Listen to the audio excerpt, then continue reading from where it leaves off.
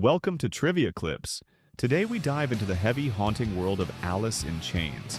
Their mix of grunge, metal, and raw emotion made them legends of the 90s. Let's see if you truly know the band behind the darkness. Let's begin. Part 1 of the Alice in Chains Trivia Challenge. 1. What city did Alice in Chains originate from? A. Los Angeles. B. Seattle. C. Portland. You have 5 seconds to think. Answer: B. Seattle. Alice in Chains formed in Seattle, the birthplace of the grunge movement. The city's rainy gray mood seeped into their dark, sludgy sound. They rose alongside Nirvana, Soundgarden, and Pearl Jam. But their music leaned more toward heavy metal than pure grunge. Their unique blend set them apart in Seattle's scene. Seattle shaped their sound and their legend. 2. Who was the original lead singer of the band? A. Lane Staley. B. Jerry Cantrell. C. Chris Cornell. You have 5 seconds to think. Answer: A. Lane Staley. Lane Staley's haunting voice became the soul of Alice in Chains. His emotional range made every song hit deep and hard. From screams to whispers, his voice carried raw pain. He struggled with addiction, which influenced many lyrics. Lane's presence defined the band's early identity. Even now, his legacy echoes through their music. 3. What was their breakthrough album? A. Dirt. B. Jar of Flies. C. Facelift. You have 5 seconds to think. Answer: C. Facelift, released in 1990. Facelift introduced the world to their gritty sound. The album featured the hit Man in the Box, which gained major airplay. It blended metal riffs with dark, introspective lyrics. Though not an instant hit, it slowly built momentum. By the end of its run, it went double platinum. Facelift launched Alice in Chains into rock stardom.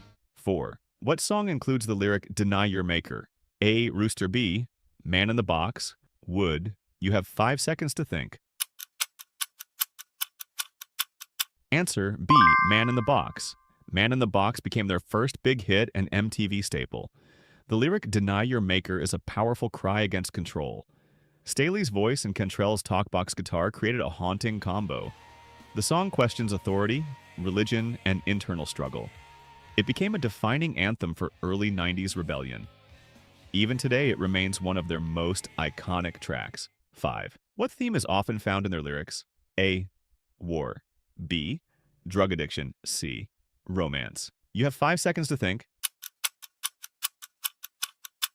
Answer: B. Drug addiction. Many of Alice in Chains' songs reflect the pain of substance abuse. Lane Staley's battles gave their lyrics a tragic honesty. Tracks like Junkhead and Godsmack are brutally direct. Their music never glamorized addiction. It exposed its darkness. This raw truth created a strong emotional connection with fans. It's part of what made their music so powerful. 6. What is the name of their 1992 album considered a grunge masterpiece? A. Dirt. B. Black Gives Way to Blue. C. Sap. You have 5 seconds to think. Answer: A. Dirt is often called one of the greatest grunge albums ever. It features hits like Rooster, Down in a Hole, and Them Bones. The album dives deep into pain, trauma, and self-destruction. Staley and Cantrell's harmonies sound both beautiful and broken. Its heavy riffs and emotional weight made it a classic. To many fans, Dirt is Alice in Chains at their peak. 7. Who played guitar and shared vocals with Lane Staley? A. Mike Inez. B. Jerry Cantrell. C. Sean Kinney. You have 5 seconds to think. Answer: B. Jerry Cantrell. Jerry Cantrell is the band's guitarist, co-lead singer, and main songwriter. His harmonies with Lane became a signature sound. He brought melodic depth to their heavy riffs. Even after Lane's death, Jerry kept the band alive. He's respected for both his playing and emotional songwriting. Jerry is the backbone of Alice in Chains' legacy. You made it to part 2. Let's keep digging through the shadows. These next 7 questions go even deeper into the band's dark legacy. Let's continue the Alice in Chains Trivia Challenge. 8. What is the name of their 1994 acoustic EP? A. Jar of Flies. B. Dirt Unplugged. C. Hollow Echoes. You have 5 seconds to think. Answer: A. Jar of Flies. Jar of Flies was the first EP to debut at number 1 on the Billboard 200. It showed their softer, more melodic side without losing depth. Songs like No Excuses and I Stay Away were beautifully haunting. The EP proved they could be vulnerable and still powerful. It's a fan favorite for its raw emotion and acoustic sound. Alice in Chains didn't need volume to leave a mark. 9. What song tells the story of Cantrell's father, a Vietnam vet? A. Nutshell. B. Rooster Assis. Rain When I Die. You have 5 seconds to think. Answer. B. Rooster Rooster is a powerful tribute to Jerry Cantrell's father's war experience. The nickname Rooster came from his father's childhood. The lyrics describe the horror and strength of a soldier's life. It's both personal and universally emotional. The haunting music video became an MTV classic. Rooster stands as one of their most emotional songs. 10. What year did Lane Staley pass away? A. 2002. B. 1999. C. 2005. You have 5 seconds to think. Answer A. 2002. Lane Staley died in April 2002 from a drug overdose. He had become increasingly reclusive in the years before. His death shocked fans but also felt tragically expected. Lane's pain was always present in his lyrics and voice. His passing marked the end of an era in rock history. Even in death, his voice continues to move people. 11. Who replaced Lane Staley as lead vocalist in 2006? A. Brent Smith. B. William Duvall. C. Eddie Vedder. You have 5 seconds to think. Answer. B. William Duvall. William Duvall joined Alice in Chains as co-lead singer and rhythm guitarist. He had big shoes to fill, and fans were skeptical at first, but his voice blended well with Jerry Cantrell's harmonies. He brought a fresh energy while respecting the band's roots. Duvall helped Alice in Chains continue after great loss. Today, he's fully accepted as part of the band's evolution. 12. What album marked their return in 2009? A. Rainier Fog. B. Black Gives Way to Blue Sea. Hollow Bones. You have 5 seconds to think. Answer. B. Black Gives Way to Blue Black. Gives Way to Blue was their first album after Lane's death. It featured William Duvall on vocals alongside Jerry Cantrell. The title track was a tribute to Lane with Elton John on piano. The album received critical praise for its emotional depth. It showed the band could move forward without forgetting the past. It was a new chapter, heavy, honest, and healing. 13. What instrument does Mike Inez play? A. Drums. B. Bass. C. Guitar. You have 5 seconds to think. Answer. B. Bass. Mike Inez joined Alice in Chains in the early 90s. He replaced original bassist Mike Starr after the Dirt album. His playing added groove and weight to their rhythm section. Inez also played with Ozzy Osbourne before joining the band. He remains a steady force in their modern lineup. Fans appreciate his skill and stage presence. 14. What genre best describes Alice in Chains? A. Grunge with metal influences. B. Classic punk. Synth rock. You have 5 seconds to think. Answer A. Grunge with metal influences. Alice in Chains is often called a grunge band, but they're heavier than most. Their thick guitar riffs and dark lyrics lean toward metal. They stood out from other Seattle bands with that heavy edge. Still, their emotional vulnerability kept them tied to grunge. They fused two worlds, metal's power and grunge's pain. That's what made their sound so unique and unforgettable. Outro. That's the end of the Alice in Chains Trivia Challenge. How many did you get right?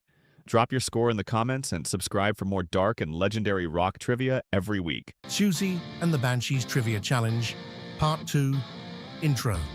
Part A2. Welcome back. You made it to Part 2. Let's turn up the mystery even more. 6. What year did Siouxsie and the Banshees officially disband? A. 1995. B. 2001. C. 1996. You have 5 seconds to think.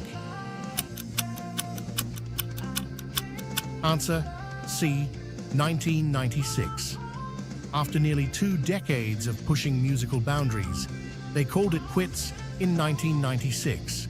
They had already slowed down after their final album, The Rapture, in 1995.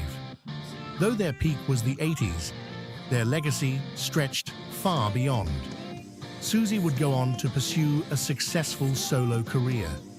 The band's influence on goth, alt and even pop music never faded. Even in disbanding, they remained Legend 7. What is the name of Siouxsie's solo album released in 2007? A. Into a Swansea. B. Manta Ray. C. Shadow Time. You have 5 seconds to think. Answer B. Manta Ray. Manta Ray was Siouxsie's long-awaited solo debut after years of silence. The album showed she still had the power to surprise and evolve.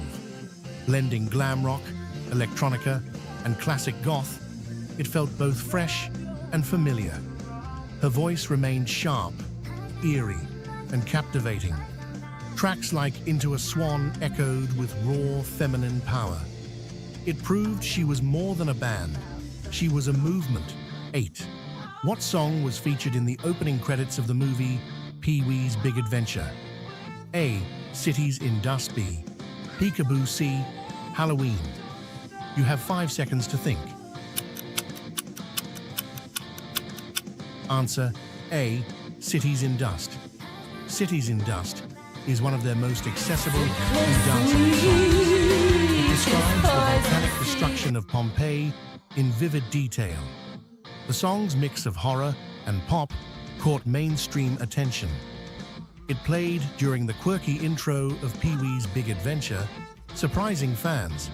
The exposure introduced Siouxsie to a wider American audience. It became a gateway to goth for many 80s kids. 9. Which of these was a live album released by the band? A. Nocturne. B. Dreamhouse. C. Hyena. You have 5 seconds to think. Answer A. Nocturne. Nocturne captured their electric performances at the Royal Albert Hall in 1983. It's one of the most beloved live albums in the post-punk world. Robert Smith played guitar during this tour, adding extra mystique. The energy, chaos, and elegance are perfectly preserved on tape. Many fans see it as the band at their absolute peak. It's raw, dark, and impossibly stylish. 10. Which song includes the lyric, "Gothic Ruins of Pleasure"? A. The Staircase. Mystery. B. Red Light. C. Night Shift. You have 5 seconds to think. Answer C. Night Shift. Night Shift is one of the band's most chilling and haunting tracks. Its lyrics are poetic and cryptic, creating an atmosphere of dread. The song's slow build-up leads to an explosive, terrifying climax. Many fans interpret it as a meditation on trauma or abuse. It's not an easy listen, but it's unforgettable. This is goth at its most unflinching. Final outro. You made it through the full Siouxsie and the Banshees Trivia Challenge. If you knew most of these answers, you're not just a fan, you're part of the cult. Siouxsie gave a voice to the outcasts, the strange and the bold. And now, it's your turn to speak. Comment your score, tag your goth partner in crime, and subscribe for more dark rock trivia every week.